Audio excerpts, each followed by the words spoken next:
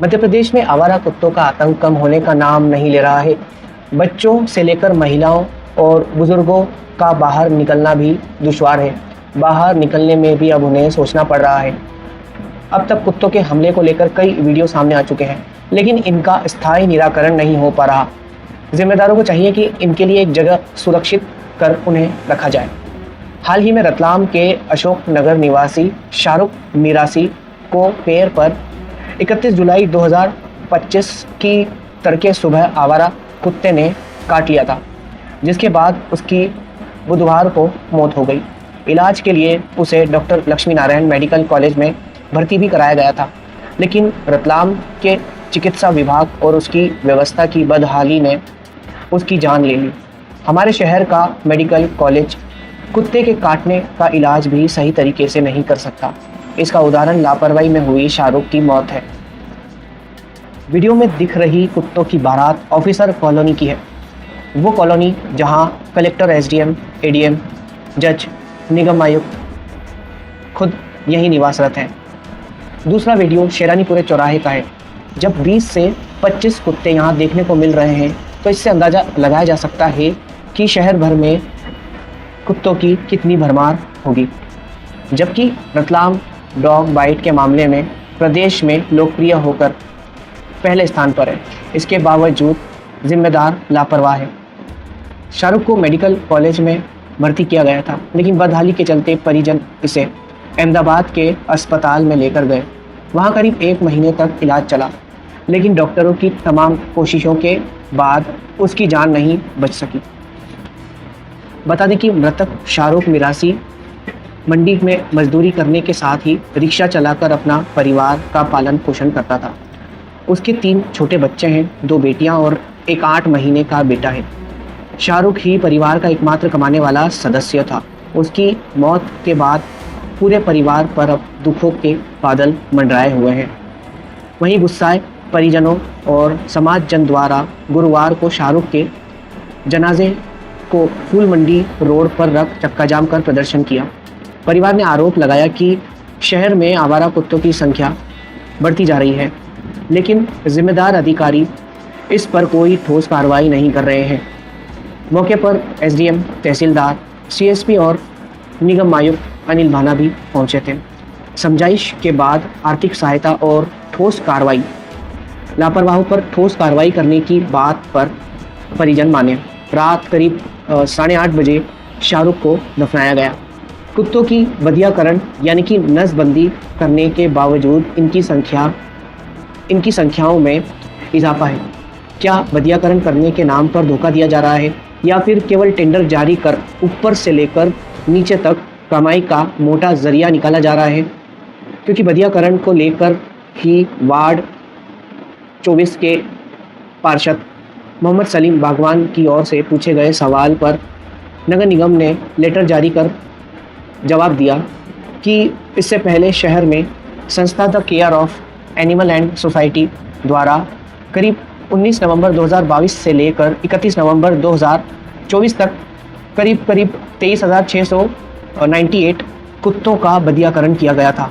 इसके लिए कुल राशि 1,71,13,428 रुपये खर्च किए गए थे, लेकिन इसके बाद भी ना कुत्तों की संख्या पता है कि इतने कुत्तों का बधियाकरण होने के बाद कितने कुत्ते शेष बचे, ना बधियाकरण होने के बाद उनका कोई ट्रैकिंग सिस्टम है। केवल उनके कान काट कर निशानी बनाई जाती है।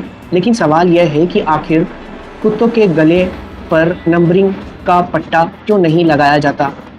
क्या निगम यह बता सकता है कि बधियाकरण किए हुए कुत्ते कहाँ गए और कैसे उनका ट्रैकिंग होगा? न पहले पशुपालन विभाग द्वारा कोई सटीक गिनती थी और अब भी केवल गिनती करवाने की बात बनाई जा रही है। कुत्तों की संख्या न कम हो रही और न उस पर अंकुश लग पा रहा है।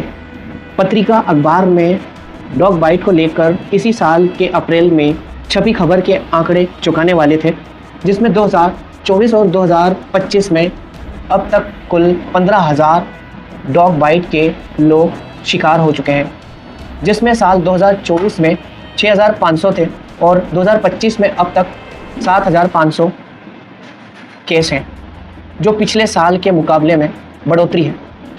वहीं जिला अस्पताल से मिली जानकारी के अनुसार रोज़ 25 से 30 केस डॉग बाइट के सामने आ रहे हैं और महीने के अगर आंकड़े देखें तो तकरीबन 600 से 700 केस महीने के जिला अस्पताल में आ रहे हैं, जिसमें ग्रामीण और शहरी शामिल हैं।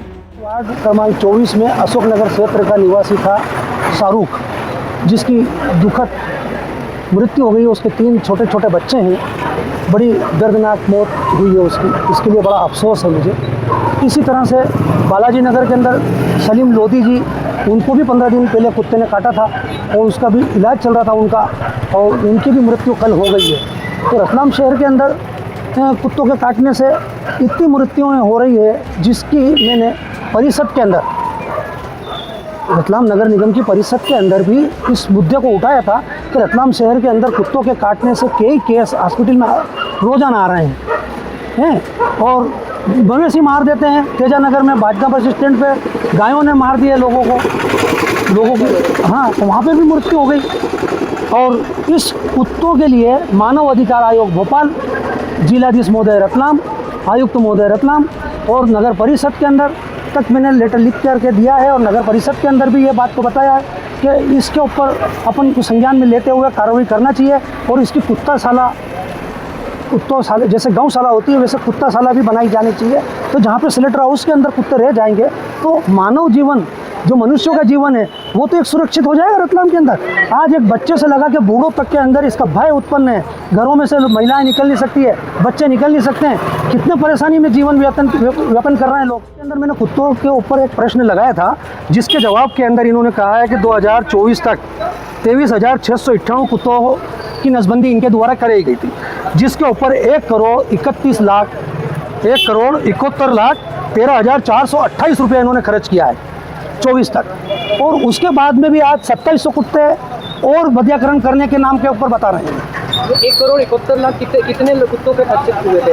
ये 23,698 कुत्तों पर खर्च कर रहे, 1,71,13,498 रुपया। अब अभी 2700 कुत्तों के ऊपर और इन्होंने खर्च करना है। तो मेरा ये कहना है कि इन कुत्तों के गले के अंदर टैग लगाना चाहिए, ताकि नगर निगम द्वारा कितने कुत्तों की नसबंदी कर दी गई है और शहर में कितने कुत्ते हैं। देखिए, एक शाहरुख पिता मोहम्मद नासिर निवासी अशोक नगर 24 साल का लड़का था, जो सुबह 5:30-6 बजे तकरीबन मंडी में जाकर हमाली किया करता था, मजदूरी किया करता था। उसको आने के बाद 10-11 बजे की शिफ्ट के बाद वो रिक्शा चलाकर 2 शिफ्टों में अपने परिवार को पालता था, जिसमें उसकी एक बीवी और 3 छोटे मासूम बच्चे थे, 2 लड़की 1 लड़का। वो लड़का कुछ दिन पहले शहर चबूतरा तरफ से मंडी की तरफ मजदूरी के लिए जा रहा था। उसको एक आवारा कुत्ते ने काटा। उसके बाद उसने रेबीज के जो इंजेक्शन होते हैं वो सब यहाँ पर जिला चिकित्सालय में लिए, लेकिन यहाँ से उनको ट्रांसफ़र किया गया मेडिकल कॉलेज। मेडिकल कॉलेज में भी वहाँ पर ट्रीटमेंट हुआ, लेकिन उसमें नेग्लिजेंसी हुई। उसमें कुछ ड्रग्स ऐसी थी जो लगा दी गई, जो कुछ टीके ऐसे थे जो लगा दिए गए, बोल दिया लेकिन लगाए नहीं। फिर जब कुछ समय बाद उसकी तबीयत बिगड़ी तो उनको लेकर वो लोग पहले दाहोद गए, फिर अहमदाबाद गए। अहमदाबाद के अंदर उसका इलाज चलता रहा और एक समय आया कि इन्फेक्शन उसकी बॉडी में पूरा फैल गया और आज कल शाम को तकरीबन 10:30 बजे उस लड़के की डेथ हो गई। अब यहाँ पर 3 सवाल उठ कर आते हैं। एक तो सवाल पहला ये कि who is responsible for his death? उस लड़के की मौत का जिम्मेदार कौन है? अगर वह आवारा कुत्ता उस लड़के की मौत का जिम्मेदार है तो उस कुत्ते को ना पकड़ने वाला निगम का वो स्वास्थ्य अधिकारी या जो भी जिम्मेदार अधिकारी हैं वो जिम्मेदार हैं, या जब स्वास्थ्य अधिकारियों से हमने बात की तो उनका कहना था कि हम जब पकड़ने जाते तो कुछ संस्था आ जाती है जीव दया दिखाने के लिए, पेट लवर्स, डॉग लवर्स, वो हमें रोक देते हैं। अब इनकी पूरी इस लड़ाई के अंदर एक मासूम बच्चे की डेथ हो गई, पूरा परिवार बिखर गया। सोर्स ऑफ इनकम वो लड़का अकेला सिंगल था। अब आप मुझे बताइए कि अगर कोई व्यक्ति इस किसी कुत्ते को मार दे तो यही पेट लवर्स एनिमल क्रूएल्टी एक्ट के तहत उसके ऊपर एफआईआर करा देते हैं। हमारी प्रशासन से ये डिमांड थी वहाँ पर कि आप आर्थिक तौर पर उनकी मदद करेंगे परिवार की, वो तो डिफरेंट थिंग है, लेकिन एक अननेचुरल डेथ होने की वजह से इस लड़के की कॉज ऑफ डेथ पता होनी चाहिए, रिस्पॉन्सिबिलिटी एंड अकाउंटेबिलिटी तय होनी चाहिए कि इस लड़के की डेथ का रीज़न क्या है और कौन जिम्मेदार है इस डेथ का। इसको लेकर हमने प्रदर्शन किया था, जिसमें एडमिनिस्ट्रेशन के लोग थे, पुलिस के लोग थे, इवन कमिश्नर साहब आए थे नगर निगम के। उन्होंने भी इस बारे में बात की, हमें अश्योर किया 2 काम पर। एक तो पहला उन्होंने आर्थिक मदद का आश्वासन दिया, जिसको उन्होंने एक्सेप्ट भी किया। दूसरा उनका कहना था आप एक तहरीर दीजिए, हम इसमें जांच करेंगे और जांच के बाद जो भी रिस्पॉन्सिबल होगा we will take strict action against it. नमस्ते, आदाब, मैं हूं मोहम्मद सिराज और आप देख रहे थे डेली जर्नल हिंदी। शुक्रिया।